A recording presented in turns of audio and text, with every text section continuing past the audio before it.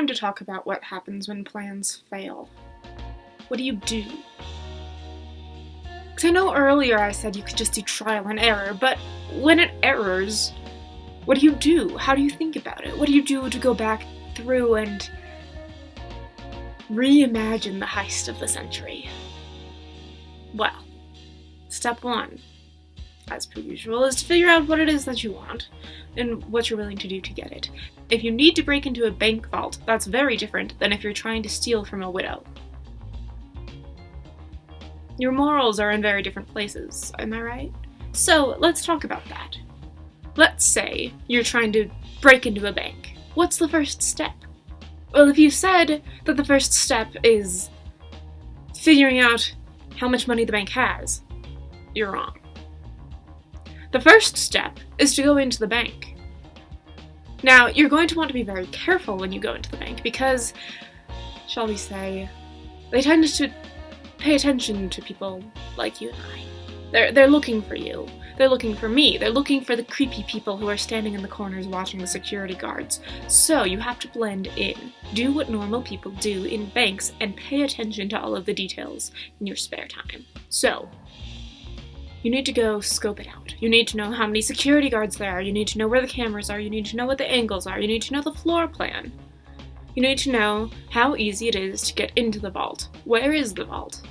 You need to know what the air duct system looks like, just in case you end up climbing through those as an escape route. And then, after you have all of that information, you can actually start planning. Are you just going to take the cash? Or are you going to take all of the potentially precious gems that you can see in people's security deposits? Are you going to do what any good villain does, where you take the opportunity to do everything you can? Or are you going to stay on target and only take what you need? You have a higher chance of being caught if you take everything that you have the opportunity to take. So, my suggestion, if you want to get away with it, is to take only what you need. You see, people pay attention to people like you and I, because we want them to. Isn't that right? We want them to notice us, but we don't want them to know who we are. We have to be a ghost, ready to be haunting, but not ready to have our identity revealed. So, the best target in this sort of thing is someone you don't know, someone you've never met, someone you have no connections to other than the fact that they happen to be at the bank. Ideally, there's someone who's rich as well, so you can, take all of their money, but that's not the main goal. The main goal is to get away with it. The main goal is to not be caught. So, how do you do that? Once you have all of the floor plans and you know what you're going to do to get into the bank and how you're going to get the codes to get the money, you want to have at least 5 different exit plans, and then more exit plans depending on if those ones get blocked off and what happens if the police come, and what are you going to do if the alarm goes off, and what are you going to do if suddenly the bank codes didn't work. You only have one chance, so you better not screw it up. You can't hit the same bank twice. So, once you are in, and you have the money, and you're ready to get out, figure out which of your escape plans will work best, and do that one. And then, once you are out, be smart. Yes, you just got away with a lot of money, but you haven't gotten away with it until no one will catch you. So be smart. Don't spend it. Get rid of any of the possible cash packets with the ink things. Don't let that ink get anywhere on you. And then, don't spend all of the bills in one place. Rearrange them. Don't let them be in sequential order. That'll trigger things.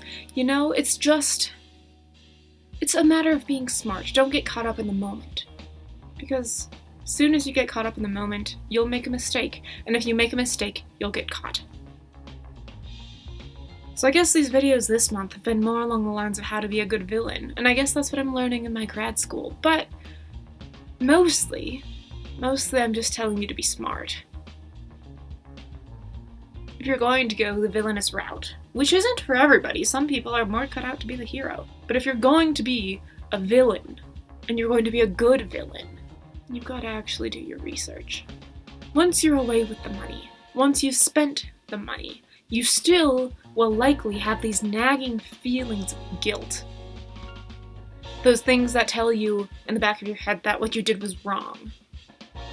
Ignore them. Because you either have to be fully behind what you did, or you shouldn't do it at all. Because the second that you start to doubt yourself, those little ideas of turning yourself in, or letting yourself be caught by your hero, or your nemesis, or whoever it is that might be hunting you. If you turn yourself in, haven't you failed? You only get away with it if you actually get away with it. So do you want to get away with it? Or do you want to be caught? Go out there and wreak some havoc. I'll see you in a week.